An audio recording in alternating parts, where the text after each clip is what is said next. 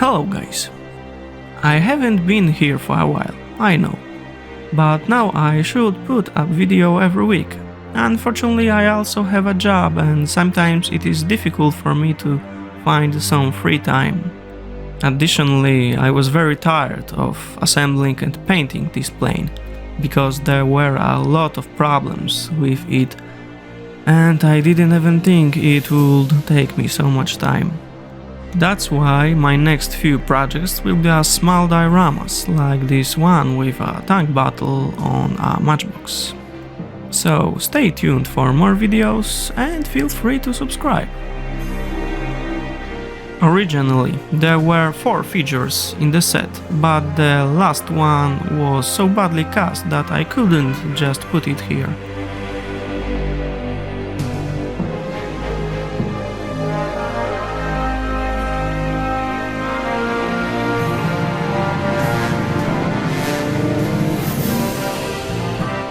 The masking was also interesting. This paper set was intended for the 2012 version and I had the 1993 model, so I had to improvise.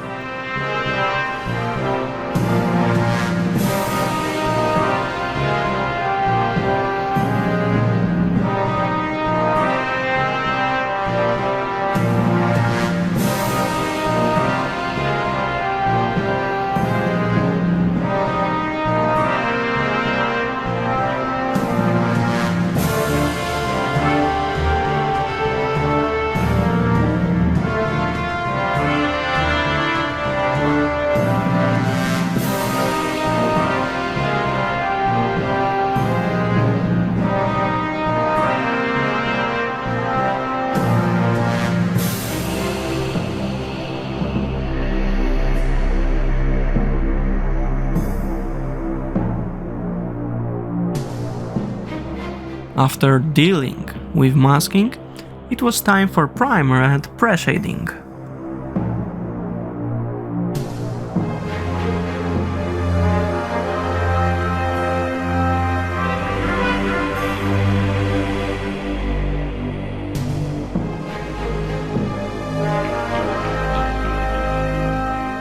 The pre-shading technique is a simple one that gives the depth effect in places where in reality the aircraft's plates would connect.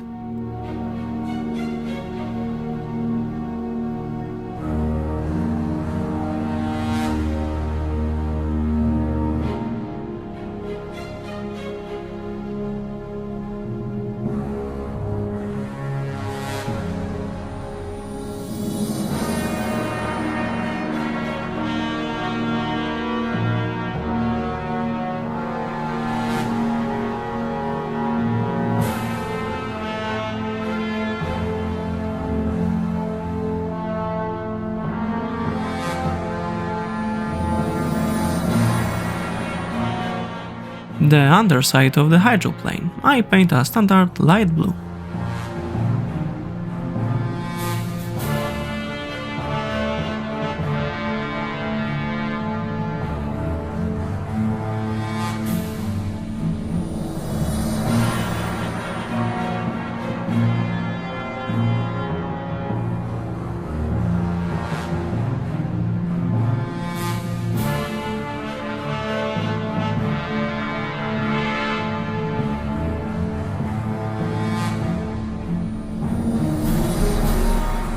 Now I'm preparing the hull for camouflage painting.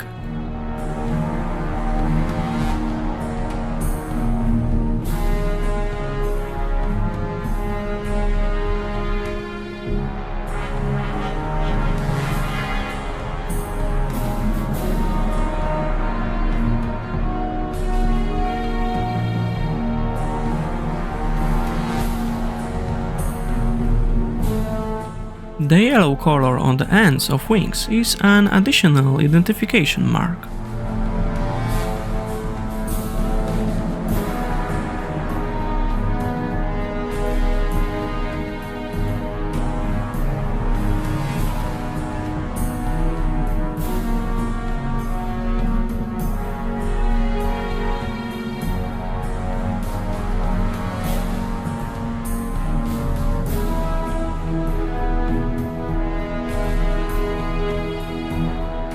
Well, it was time for a free color camouflage. I will honestly say that it was a challenge for me. I want to test the Molotov liquid mask in a pen for the first time, but it didn't work out very well. The first color is a slightly brown white.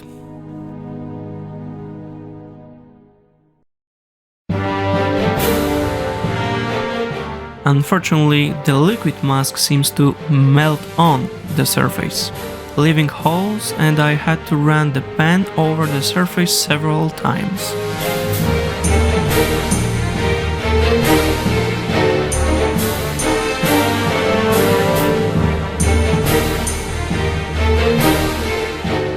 The second color is a very dark green.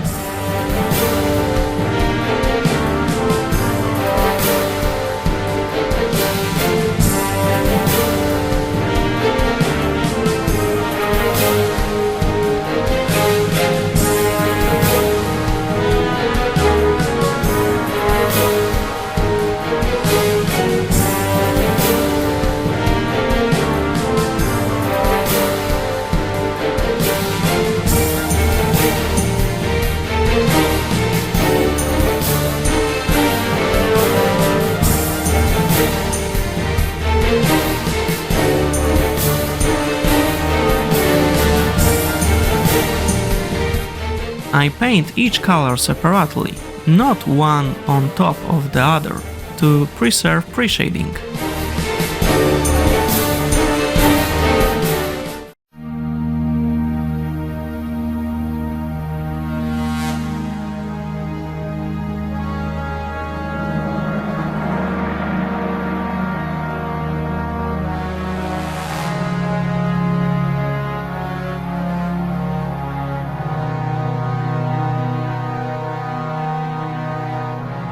The third and main color is simply green.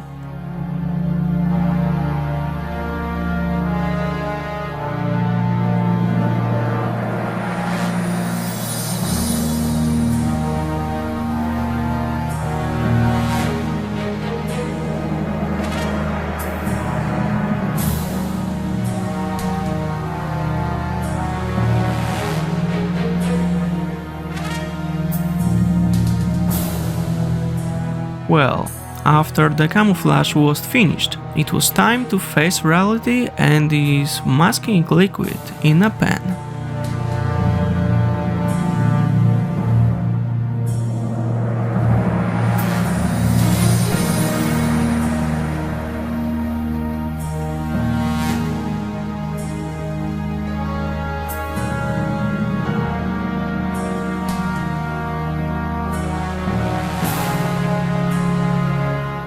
A plus is that it can be removed quite easily when it is not painted, but when the layer is painted, it becomes a problem.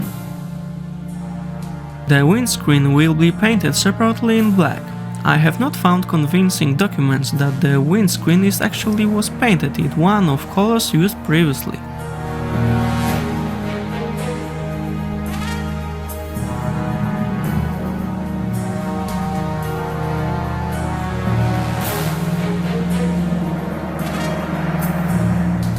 The propellers were also painted black.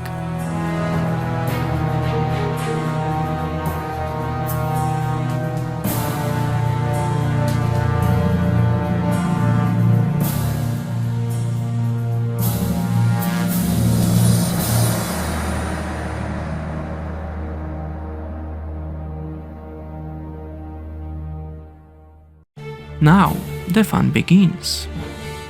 My plan was to present this aircraft as heavily exploited. See if I succeeded. To create these effects, I used several types of sponge with different gradations and a small brush.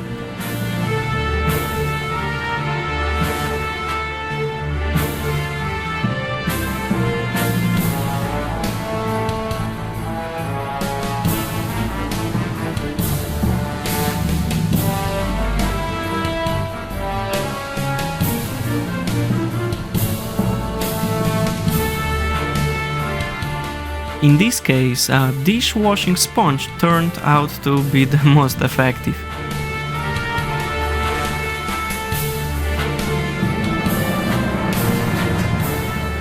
With a brush and aluminium paint, painting heaviest surface damage at the edge of plate connections.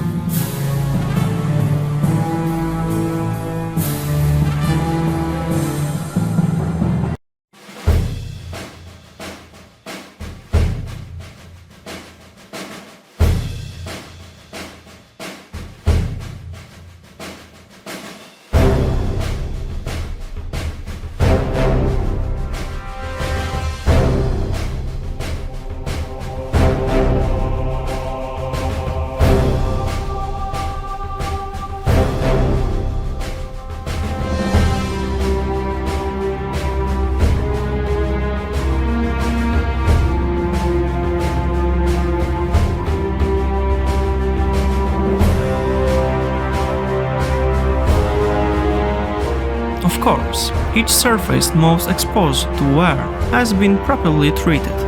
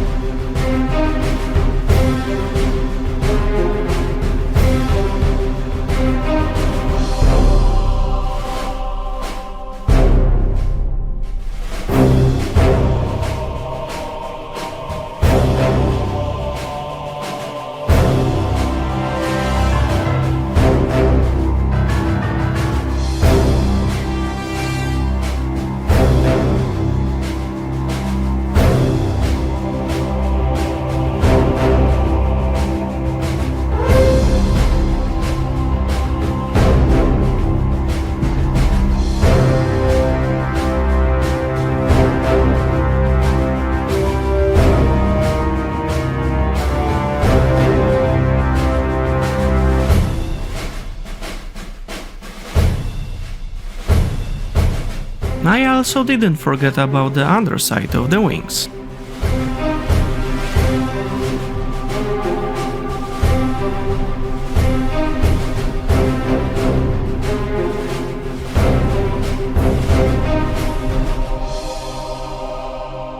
Well, it's a bit worn out. After finishing destroying the plane, it was time for markings. I use liquids here that make it easier to place the decals.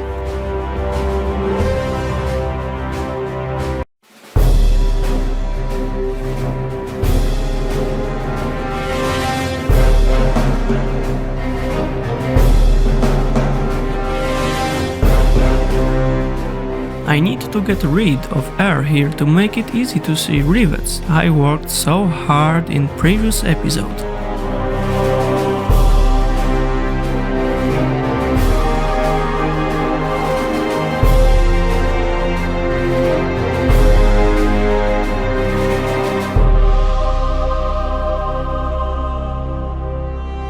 Next, decal with aircraft numbers.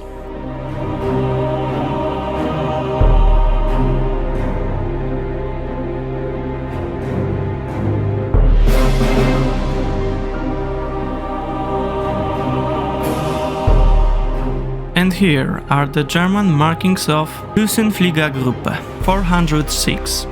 If a German is watching this, please let me know if I pronounce it correctly, because I spent 10 minutes trying to figure it out.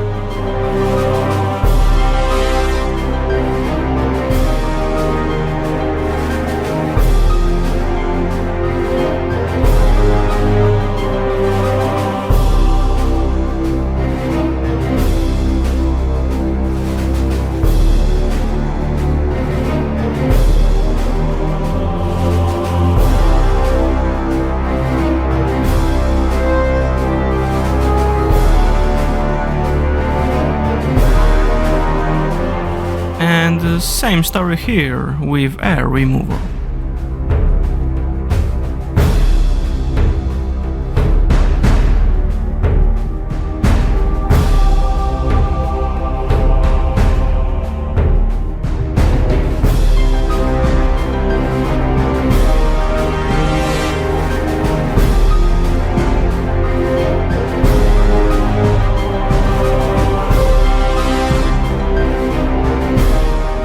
Of course, I have to match the markings to the overall condition.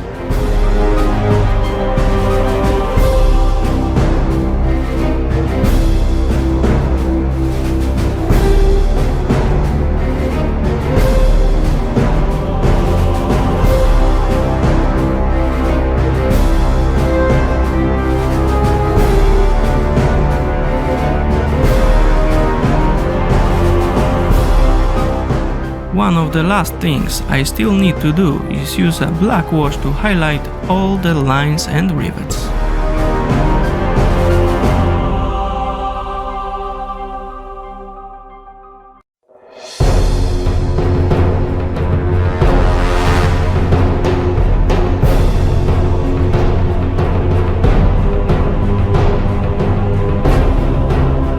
This is what it looks like.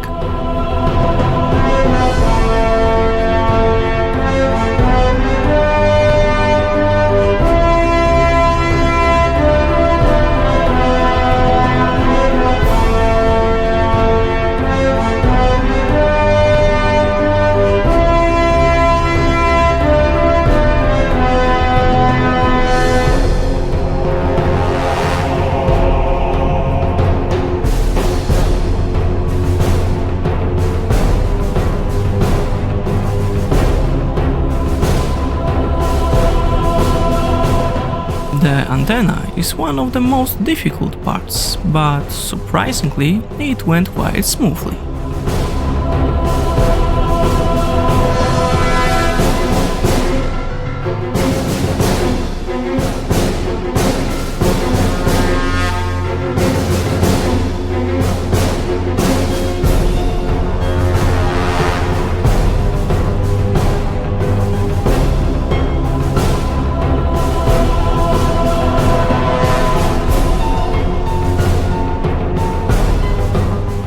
The last step is to remove masking and show completed aircraft.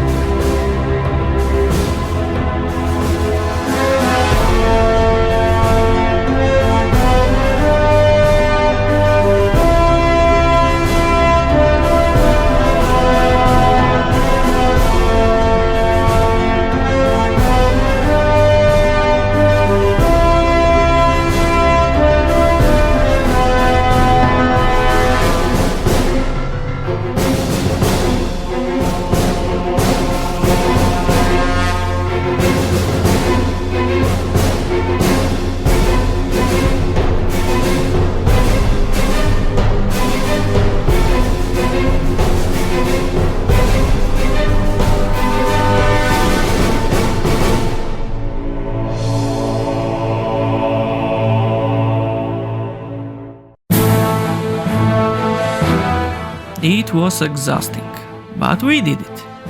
If you've been watching up to this point, thank you for the time you spent here.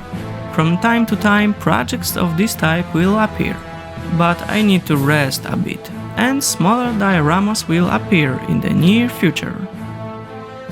If you like this journey, you can subscribe and give a like. Bye.